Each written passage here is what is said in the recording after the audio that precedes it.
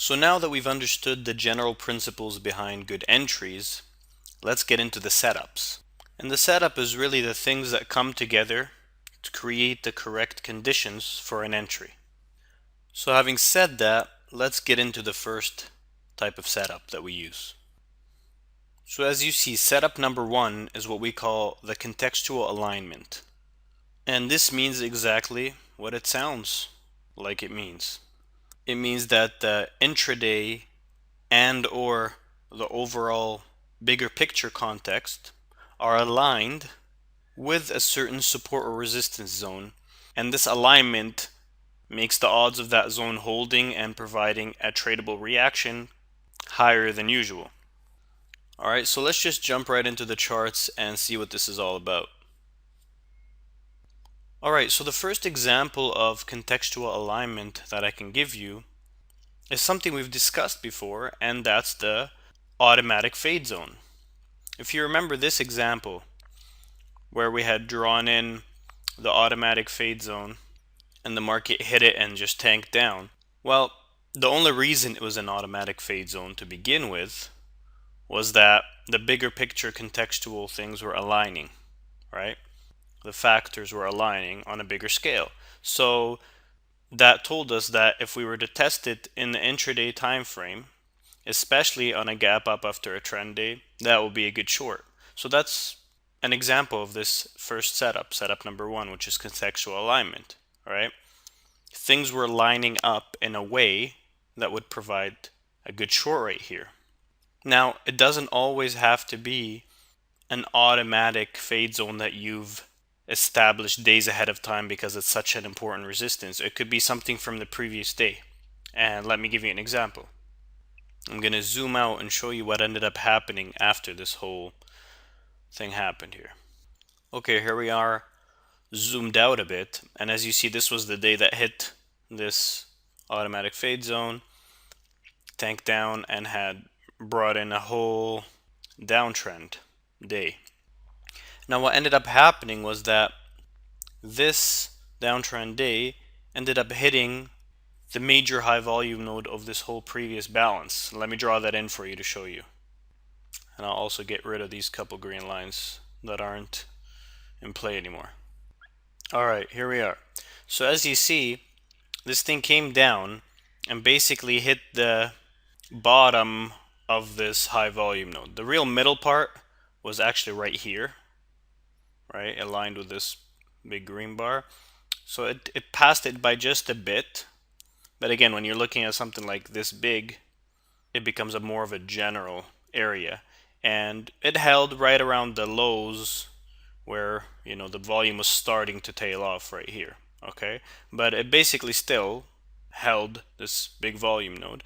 And what ended up happening, it had a bounce all the way back up to the highs after holding this area and not being able to break through it to the downside. And then what ended up happening, if we scroll forward,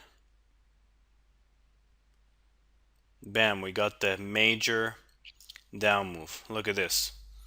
So we broke out of this, looked like we were going to go up and resume the uptrend much higher. Instead, we hit this automatic zone, hit it back. Now we looked like, okay, now we're going to resume and go much higher. But then came the breakdown, and like we had shown before, if you tank right through a major support zone in a strong way, the odds are very likely that you're going to accelerate very strongly to the other side. And that's exactly what happened here. We gapped in a major way and just drove right down to the bottom of this big balance area. We took out the whole high volume node, we took out this previous major low, and at that point it was telling us that major potential downside is coming, right?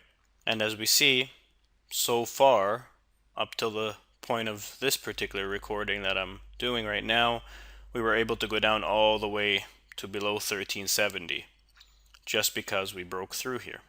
Now, along the way, we had some very nice contextual setups, which is this first setup that we're talking about.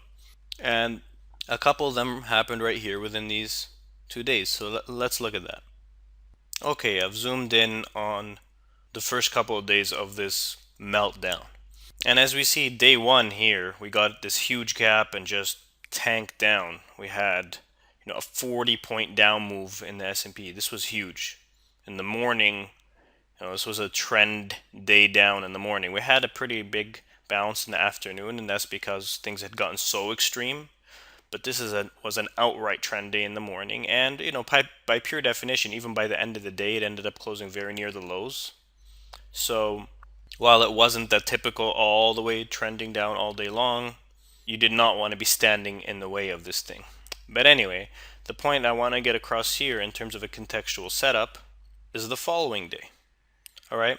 So now think about the overall context. We saw that we were in a balance area. We tried to break out to the upside twice.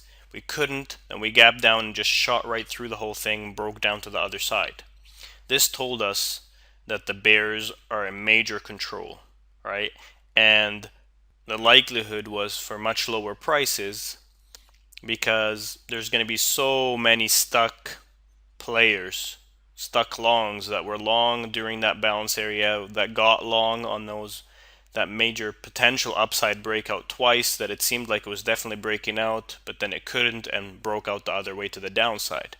So those types of things usually accelerate much more in the direction of this break. So we were expecting contextually more down movement, and we discussed this type of thing in the initial foundational training when we were talking about how to analyze the market at key reference areas, and there was even particular drills that had to do with exactly this concept.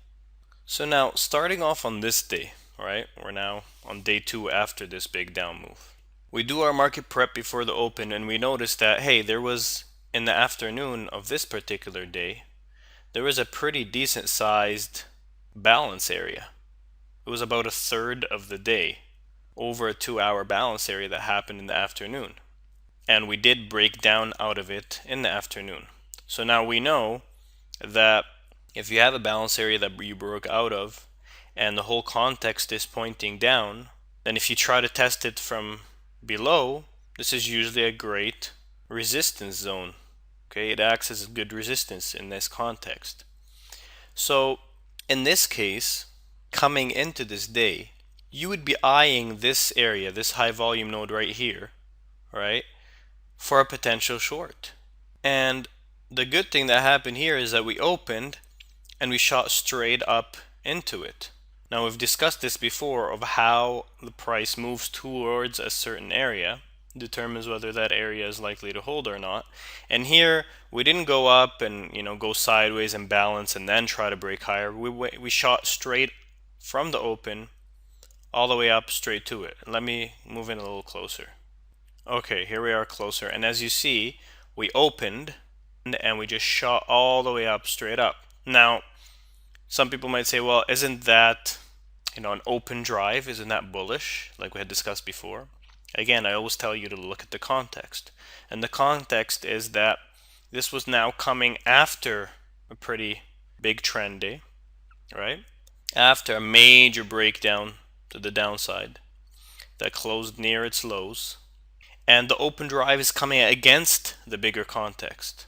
Okay, so really it's more likely to be some early short covering than it is to be real genuine new strength, because it just is not aligned with the bigger context. The bigger context is down, and when you're in a down move that's of this strength where the bears are in pure control, any momentary strength will usually top out and be sold. And so the contextual alignment here was the bigger picture down move that we were now testing on an intraday basis, a resistance zone that was aligned with the bigger picture down move. And those are usually great sells.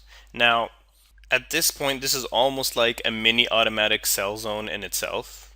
It's not the pure automatic one that you've highlighted and you just know this thing is going to act as major resistance because it's a bigger picture thing and all that stuff we discussed before. But a lot of the times it's all about the alignment of directional bias. And so since the directional bias is strongly down and we were just starting this big down move, the odds now of this thing just taking off to the upside are extremely low.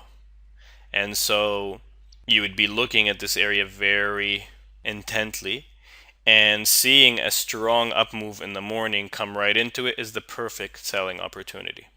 And like we discussed in the previous session about entries, right, you would have drawn in a certain resistance zone. Let's do that right now. Okay, so here's your resistance zone. This is the high volume node of this area. And the way you get into these contextual type setups, whether they're an automatic zone or they pretty much become an automatic zone as you're reading the market intraday as it's moving towards it, and you go, yes, this would be a good sell zone.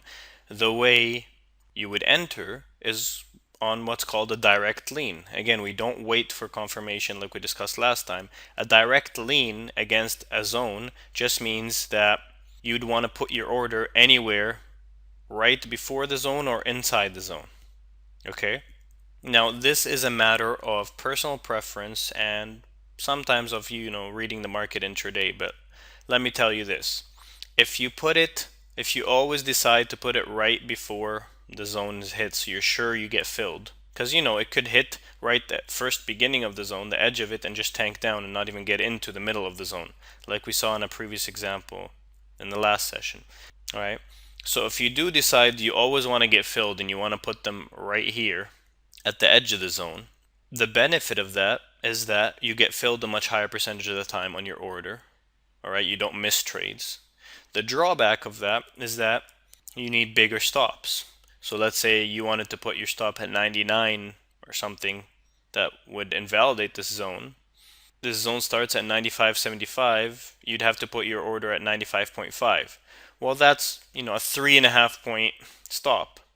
Now, in this specific context, that wouldn't be that huge of a stop because volatility just expanded. We had a 40-point day, down move, and volatility expansion has occurred, so your stops would normally be wider anyway because all the price action is wider, so the zones are going to be wider and your stop is just going to be naturally be wider. You're going to have to get used to just adjusting your stops based on volatility. Don't think you always need a 2 point stop. As volatility gets bigger, even a small balance area is going to be wider. The zones are instantly going to be wider in and of themselves, and to trade at them, you're going to need wider stops. Anyway, so on the one hand, you would get filled the great majority of the time if you put it right at the edge of the zone before we hit the zone. On the other hand, you need a bigger stop, 3.5 points. Now, let's assume you decide, hey, I like to place my orders right in the middle of the zone. So in this case, it would be like right around 97. In this case, you would have gotten filled, but you would have only needed a 2 point stop. Okay? Now, the fact that you only need a 2 point stop, like we learned in the whole trading framework section on position sizing, you would be able to have a larger position size, you would get a larger reward to risk, and this would be a more profitable trade. Okay? And so this is just the way it is. You have to make a decision and you have to give up one thing for the other. If you want to get filled on the majority of your trades, you have to give up having the tight, small stop losses that give you the large reward to risk and allow you to have bigger position size. All right? And if you want to have the small stops and bigger position size, you have to be willing to accept the fact that a lot of times it's going to come here and not even reach the middle part, and you're not even going to get the trade altogether. So this is one of those things about trading that is just sometimes a frustrating reality. You have to accept it. Now, can you, instead of just having your orders here or here, can you read the market in real time and then just put in an order right there, whether it's a market order or a limit order, but put it in real time? Sure, you can do that. I'll just warn you that it's not the simplest thing to read the market to the tick at these zones. And when you think you've seen exhaustion, it could just shoot right into the zone. And when you think that it's going to shoot up for sure and it's looking so strong, it'll just tank down in reverse. So you'll probably be adding a little too much complexity to try to read these. All right, like I said before, most of these bars will fool you in the way they act. So create a rule. If you think this zone is so important and you're very confident in it holding given the context, maybe you just don't want to miss the trade and you're willing to have a bigger stop just to get in on the trade. And if you're okay with missing some trades, but getting better reward to risk, better stops, then have it somewhere in the middle of the zone. It's all up to you on this one. But the point being made here is that the setup is the contextual alignment. All right. We don't need to see specific things happening with price in this case to give us a setup or any internals or any indicators or anything like that. The setup itself is the fact that we had a major down move and now we're coming from below, hitting resistance, right? As we shoot up into it, which will likely be a mini exhaustion point. That is the setup itself. And the entry itself, like we discussed before, does not need confirmation. You don't need to wait for this red bar to come down. And you would just place your order either ahead of time or you're watching it live and you just place it at the market. Okay? Now in terms of profit exit, we'll cover that in a session on its own. There's various ways to decide where you're going to take your profits. And we'll come back to this specific day and show you where. All right. So again, this was a good contextual alignment setup. So in conclusion, this setup is basically one in which things are aligned contextually. Usually you have a certain support or resistance zone that either is just a general automatic fade zone or in essence becomes an automatic fade zone intraday when it's aligned with the bigger picture directional bias and the character of price intraday as it moves into it is supportive of it holding. And these are the times where you just place your order there and you don't need to wait for anything else to set up or line up. Now, if the other setups that we're going to discuss in the next sections are also present there, the odds just become even higher. And you would be even more likely to get a good reaction there. But the whole idea here is that the better you get at reading the market and at picking the correct support and resistance zones by diligently practicing this and studying the markets and reviewing all of this training, the more of these contextual alignment setups you'll be able to spot and the more good trades you'll be able to put on. These are some of the most powerful trades. And even the other trades that we're going to get into, the other setups, often they're not going to be that great unless they're somehow aligned contextually also. Now, the reason why we separated this one into its own setup is to show that this is all you would need to set up a trade. If you had this and you had a good zone, that would be the setup in itself. All right? For the other coming setups, it always helps a lot to have the context also aligned with them. And it doesn't have to be a bigger picture, strong trending breakout move like we just saw in the example in this one. We could be balancing in the bigger picture, or we could even be moving against the trend by hitting a certain important support or resistance zone. We could be stretched. There's various things, and that's why we're breaking these down into specific setups. So you'll have them, and then you can place them into context in your particular live markets. All right, but breaking them down like this just helps you have structure in your mind regarding them and just kind of be able to choose which particular setup you think is forming, and then you can trade it. And the good thing here is the simplicity of the fact that you don't need to wait for that trigger that everyone teaches that you have to wait for, that confirmation. You have the zone, you have the general setup, and you can just take it at the zone and place your stop, a bit beyond the zone, and you have a good high odds trade with an edge. Of course, the edge is going to depend on how you exit, and that is something we'll be getting into separately to show you the different ways of exits, and then you'll combine them with these setups and these stops to give you the full trade.